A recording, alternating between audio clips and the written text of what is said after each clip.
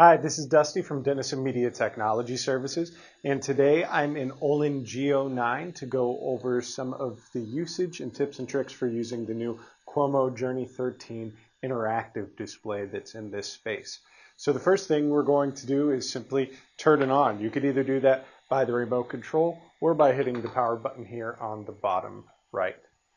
Now, as this boots up, you may notice that if you are powering it up at the beginning of your meeting or your conference, it may take a moment to boot, and that's because it's more than just a display. This is actually like a giant tablet on the wall that runs an Android OS, so it does take just a few moments to get booted up for the first time.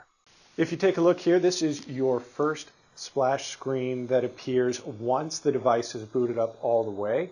You'll notice that over here on the left-hand side of the screen, you have the different input sources that you can launch, different HDMI ports, a VGA port, and so on. There is something here called an OPS, which is if there was an onboard PC, but this device does not have one installed. So you'll be using any one of the HDMI ports or the VGA port that's listed there. On the right-hand side of the screen, you'll see that there are settings, a quick shortcut to Google Chrome, an applications list, and a file explorer. Now again, this does run its own operating system using Android, but I feel most of you will probably be using your own Macs or portable PCs.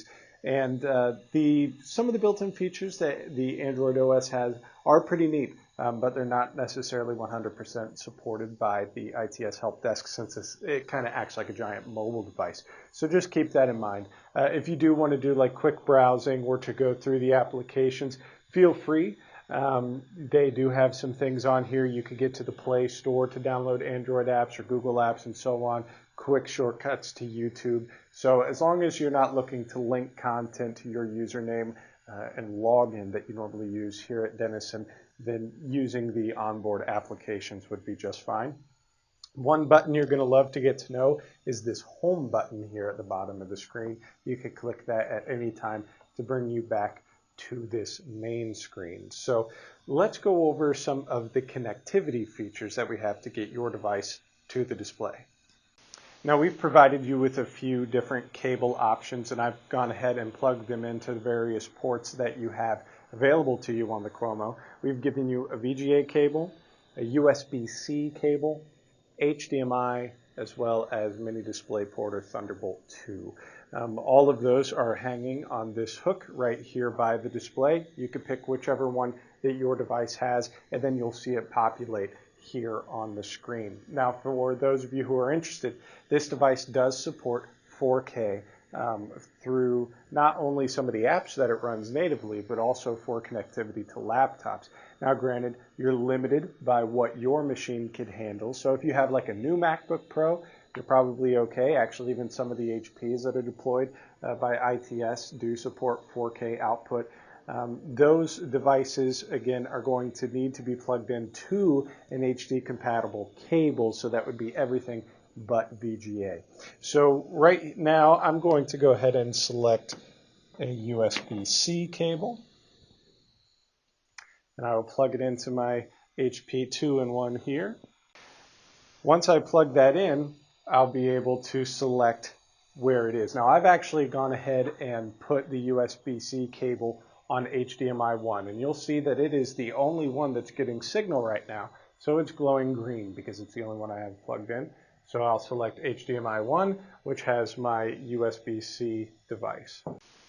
So I've plugged my HP 2-in-1 into the USB-C slot. We've selected the correct HDMI input for it, and I have my screen duplicated up here on the Qomo display. Now, I have it duplicated, which means it's going to take the native resolution of my computer screen and throw it up here. If I decide that I want to go into 4K at this display, I want to hit Windows P, select to extend the displays, and then get into my display settings and set the resolution. We have some tips and tricks in another video on how to adjust your display resolutions and so on. I'll link it to it in the bio of this video. Now I've set my 2-in-1 to extend, so that means I have a different main desktop happening on my machine itself, and over here it's extending to the display, giving whatever windows I want to show to the room here at the Qomo. And I've set those resolution settings so that we're actually pushing up to the Qomo in 4K. So I have a 4K YouTube video going. Remember, playing back 4K from a streaming service is limited to the bandwidth that we have on the Wi-Fi or if you're plugged into the network, so keep that in mind when choosing to stream 4K content.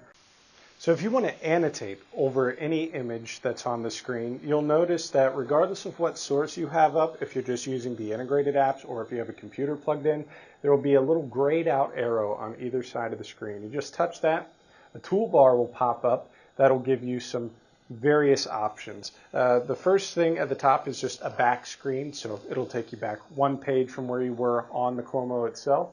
You'll have the home button, which again takes you to that main screen we saw when we selected our source. You could actually get to local files from here, but you'll notice there's a little pen pencil icon right here in the middle. And from there, I could select what type of line I want, what color I want it, and then I can start annotating on the screen itself.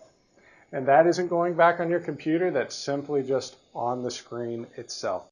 There are some other options that come up on this toolbar. I'll have a link to some of those items from Qomo themselves in the description of this video.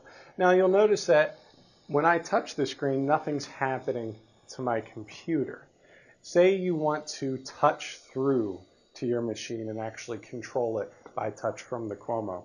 The only thing you have to do is plug in this USB cable. So again, I'm still on my 2-in-1 machine right here.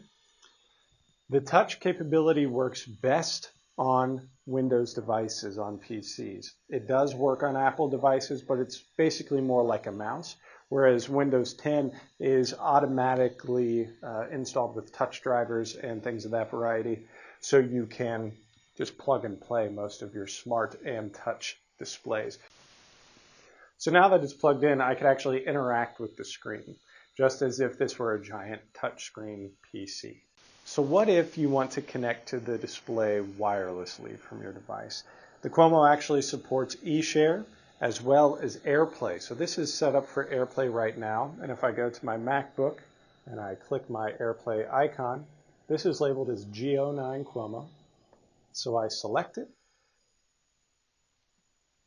Now it is going to ask for an Airplay code. I will send that to you not in a video, but I will type that in. That code could be changed at any time on this display if needed. And now I could Airplay right to the display from my MacBook. Now, granted, with Airplay, you're not going to have the same touch capability. I'm not going to be able to control or manipulate my MacBook from the screen itself, but I can do annotation, just like we did before. Right? Or you want to use EShare instead for a Windows device, for example, just go to Applications, and then you can go to EShare. And then it will give you connecting directions on the EShare app. So you could connect your device, it'll say Denison Guest, but you could actually connect it to Edgeroom as well. And then you could type in this URL and connect to the G09 Qomo. And same thing, you'll be streaming wirelessly to the display, so that means you won't have touch-through capability. You can, however, annotate.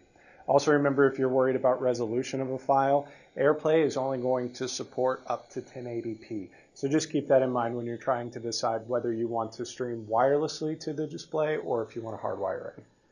So that is just a quick overview of the Qomo Journey 13 that's in Olin G09. As always, we will have links to some of the other useful tips, tricks, and videos for this device in the description of this video. And if you need additional assistance, please contact the ITS Help Desk.